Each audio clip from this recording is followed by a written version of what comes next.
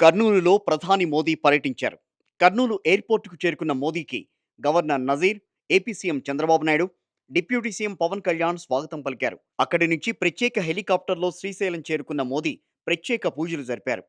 ఈ సందర్భంగా అర్చకులు ఆయనకు స్వామివారి తీర్థ ప్రసాదాలు అందజేశారు. మల్లికార్జున స్వామి ఆలయంలో మోడీ రుద్రాభిషేకం చేయగా, భ్రమరాంబ అమ్మవారి ఆలయంలో కుంకుమ పూజ నిర్వహించారు ప్రధానమంత్రి నరేంద్ర మోదీ.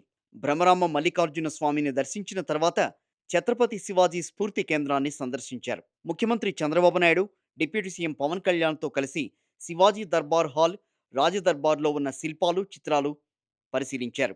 ఛత్రపతి శివాజీ స్ఫూర్తి కేంద్రం వివరాలు అడిగి తెలుసుకున్నారు. ఈ సందర్భంగా అక్కడి శివాజీ విగ్రహానికి పుష్పాలు సమర్పించారు. ఛత్రపతి శివాజీ స్ఫూర్తి కేంద్ర నిర్వహణ బాగుందని ట్రస్ట్ నిర్వాహకులను ప్రధాని మోదీ అభినందించారు.